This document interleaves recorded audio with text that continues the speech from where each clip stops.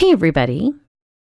In today's video, I'm going to show you a few different ways you can use the ARTEZA fine liners, and I'll be doing that with this month's amazing Hero Arts release, including my adorable little rockin' fox, a fun birthday card, and another fun birthday card.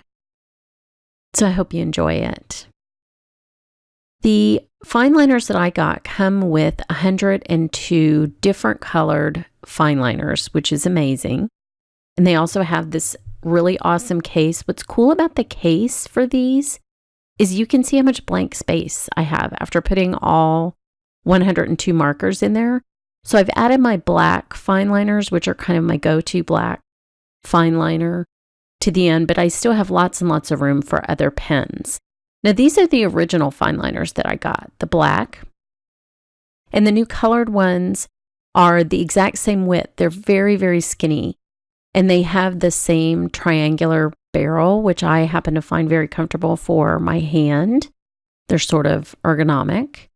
So I'm going to show you how to do different kinds of shading and techniques with these today. And I'm showing you on my very messy desk because I'm working.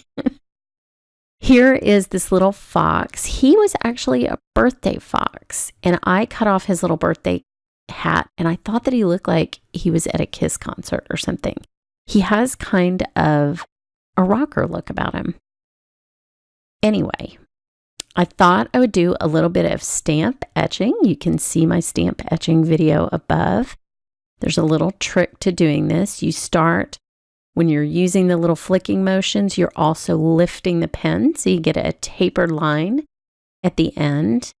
And it's just a detail that I like to add after I've Copic colored an image or even just do it in black and white. But here I've Copic colored this little fox, and I wanted to use the fine liners to add some fur detail. These little lines do a great job of just sort of hinting at fur without you having to add a fur texture all over the fox. It's just at the edges, and it's just enough detail to make him look furry. Now, his birthday hat also has a little tie under his chin, but without the birthday hat, he just looks very stylish and at home with himself, which he clearly is. I mean, look, he's doing a power pose. This fox has all the confidence in the world, as he should, because he's adorable. So I'm starting with this sort of reddish brown marker to add those details to just the areas that would naturally be darker on the fox, sort of where his head is in front of his body, at the ends of his arms and legs, and on his ear, and the top of his head. The color family is just a little bit darker, really, than the two colors that I colored the fox with. I did want him to be kind of a bright orange because I want to put him on a lime green background, which you will see. I'm using the black fine liner, which these are the first ones I ever got from ARTEZA, and I love them. They have such a fine point, and the points do not fracture. That is my #1 requirement in a fine liner. So here's what he looks like there. And then I did end up using the gray pen on the white areas of his fur as well. Now for the second tip with the fine liners, I'm going to take this happy birthday die, which is out this month, and I cut it out of a piece of white cardstock and then lined it up on another cardstock, but I masked off the candles because I want them to be a different color.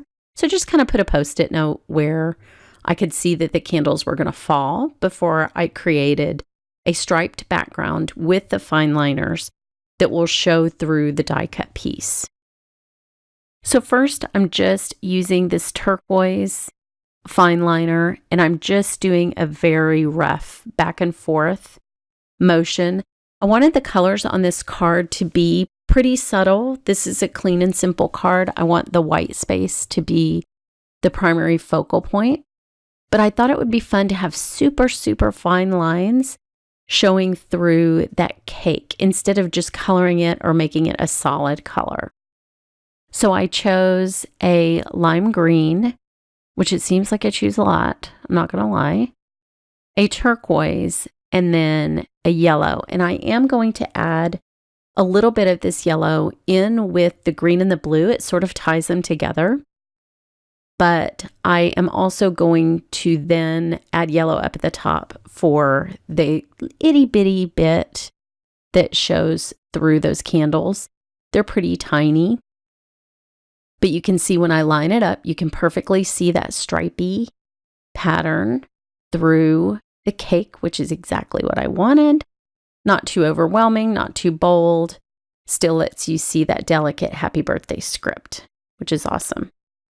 So now I'll just remove the Post-it note and add the yellow up at the top until it's as thick as I want it.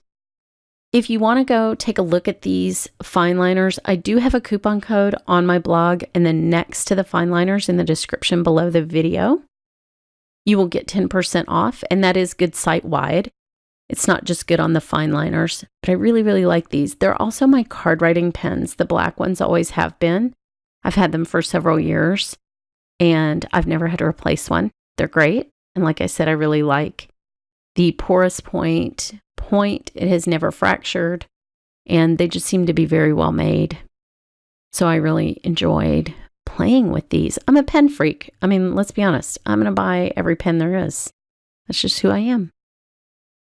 So head on over to my blog today for the coupon code, a giveaway from Hero Arts, and the rest of this adorable 100% birthday themed release for the month.